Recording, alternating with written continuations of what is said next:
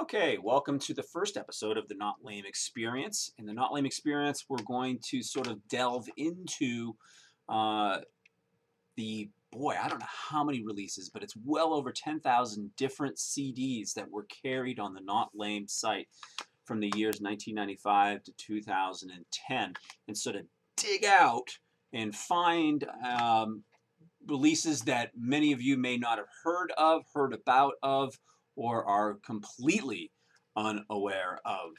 And so it's sort of to bring these to the surface and refocus on them and make you aware of them. So sometimes they'll be really, really obscure and unknown, and other times they'll be bands that you might have heard of, or maybe have even in your collections as well. But remember, there's lots and lots of people here, so the idea is to find bands and particular releases that are going to be sort of discoveries for many of us. So this first episode is going to deal with two long-time favorites of mine, a band called Radio Stars, and connected to that band, I'm going to take this out of the case here, Jet. Now, both these releases were albums that I bought originally when they came out. Jet was really, really hard to find because it was an import only. It came out on CBS in 1975 and was an import. And back in 1975, as many of you old school folks will recall, it was not easy to find import records. And this one took me a good year as a kid writing letters and it's in the mail in the end to get this record. But it was a big payoff because I was a huge Sparks fan. And that is the connection that we're going to talk about real quickly here with Jet. Because Jet was a band that has a direct connection to Sparks because Martin Gordon, the bassist in Sparks, was kicked out of the band in, I think, late 73, early 74. And this was the band that he reemerged inside of, along with Andy Ellison from John's Children.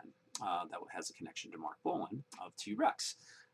And anyway, it was an album that sounded like the missing link, the album that should have come after Kimono My House, into my ears anyway. And it sounds like Sparks. And it's very interesting because Martin Gordon is a very prolific songwriter, and he kind of co-wrote a lot of the songs on there without credit on Kimono My House. And when you listen to this, you can tell that that was the case because his DNA is all over this.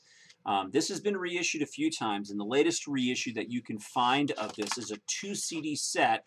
It's a UK release, and it basically is just called Jet, which takes the self-titled album and then adds another CD of demos and B-sides and live stuff, which isn't so critical, quite honestly. I don't think I'm going to be listening to most of the stuff. I only pulled off maybe 3 or 4 songs that I loaded up onto iTunes off the second CD. But you can get this on Amazon for in the neighborhood of $16 to $20.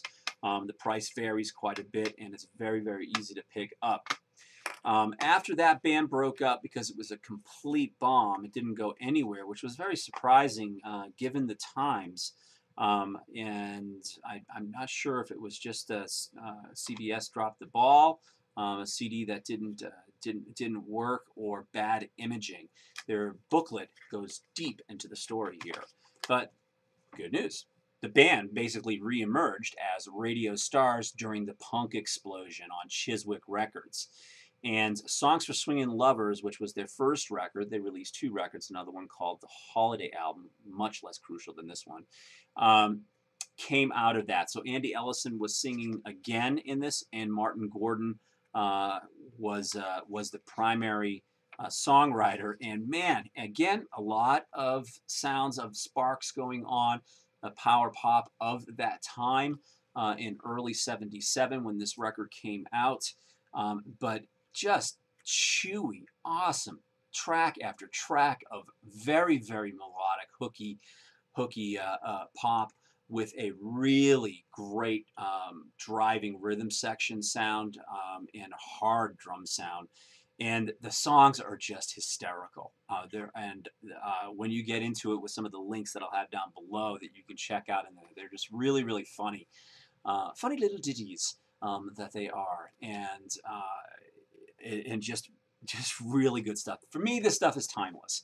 I listen to Songs for Swingin' Lovers and the Jet record on a regular basis. Probably pull them both out once a year without fail. Since I purchased them, God, 35 years ago. Is that how long it's been? I still can't get my head around that. Anyway, I'm 49. It's weird. But check these out. Kick the tires on them. And I'd love to hear in the comments section below what you think of this band and anything related to them. And any other additional comments and information that you want to share with the rest of the community here would be awesome.